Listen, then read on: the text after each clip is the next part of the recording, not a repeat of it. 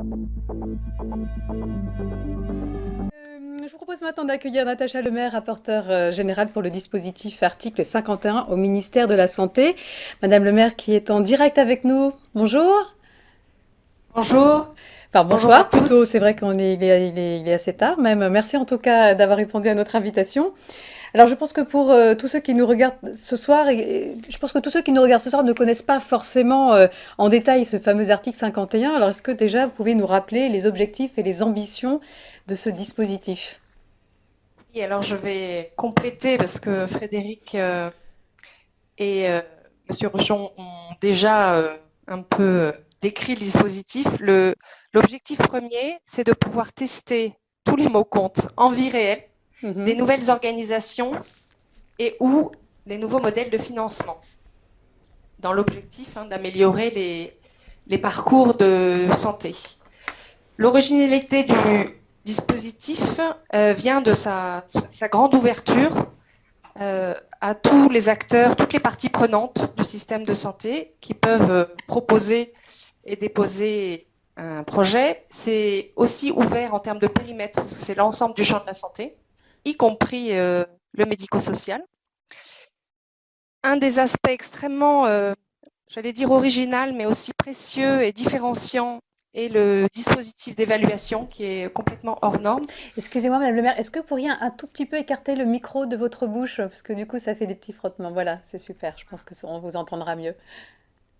C'est à vous. Excusez-moi de vous avoir interrompu. Non, je vous en prie. Ah, Donc, alors là, le problème, c'est que là, on vous entend plus assez. Je suis désolée. Allez-y. alors, je vais essayer, je vais Ah, là, c'est tenir. pas mal. Là, c'est Bon, bien. voilà, donc il Là, faut c'est que je le super. tienne. Euh, Merci. non, je vous en prie. Donc, je disais que le dispositif d'évaluation était assez hors norme et dans le champ de la santé, même au-delà, dans la mesure où chaque expérimentation autorisée fait l'objet d'une évaluation externe.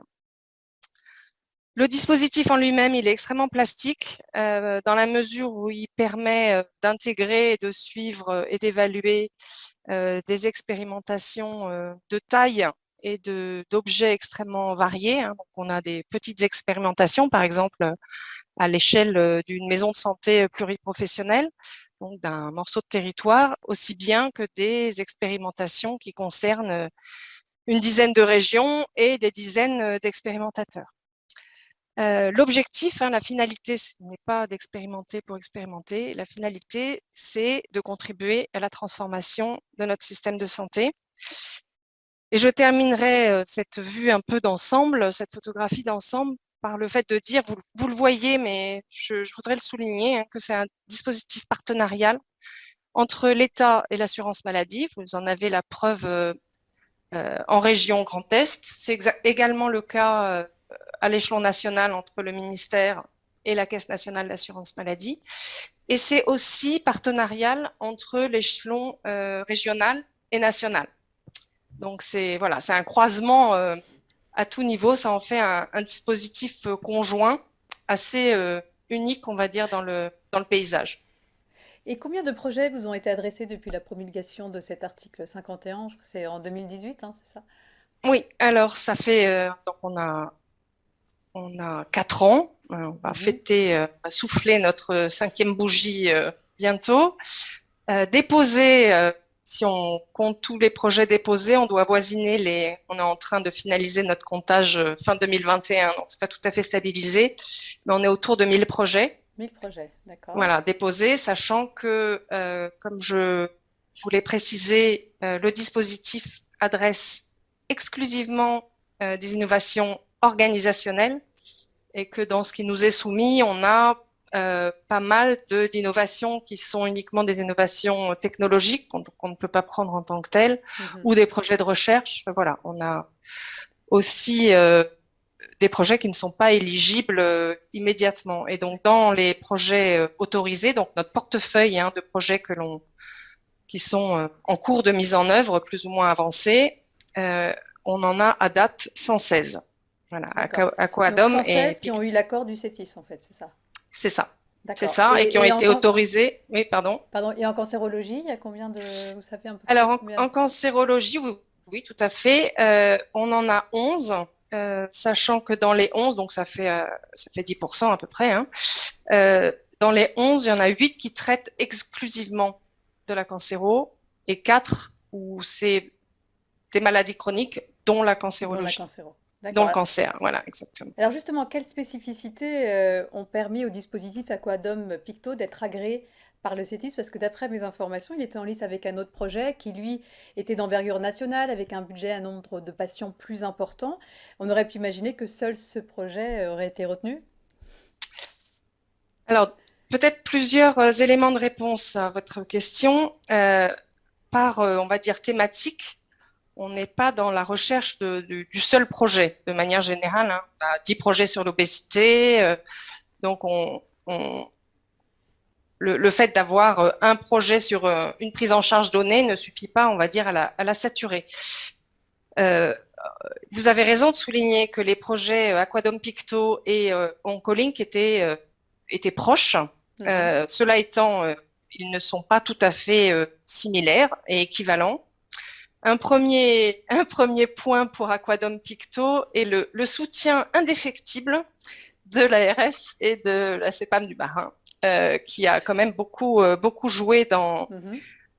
l'instruction et dans le fait que ça a pu déboucher. Hein, Je vois Monsieur Rochon qui sourit et voilà, le process derrière d'instruction son était masque. un peu long, mais voilà, tout le monde reconnaîtra voilà, la patte des sponsors, on va dire, institutionnels. Mhm. Et puis, dans le projet lui-même, il y a plusieurs choses qui nous ont intéressés. Donc, le fait que ça soit à l'échelle d'une région entière, avec un maillage intéressant qui traite aussi de la proximité, hein, donc dans son versant établissement de santé, hôpital. Le portage aussi était intéressant. Alors, on a des établissements de santé, bien sûr, mais aussi des patients, vous l'avez souligné, et des partenariats qui étaient aussi intéressants avec l'éditeur, enfin avec la solution Continuum Plus, les laboratoires et l'URPS de pharmacie. Donc ça a donné une surface au projet importante. Mhm. Ensuite, en termes de modélisation, le fait qu'il y ait, ça a été cité aussi, un modèle de financement avec une prise en charge graduée et une part variable. Donc ça nous intéresse aussi de tester ce type de modèle assez ambitieux. Hein. C'est compliqué à mettre en œuvre, donc ça va être très intéressant à suivre. Et le fait que dans ce que l'on va regarder, on va aussi regarder les résultats pour les patients.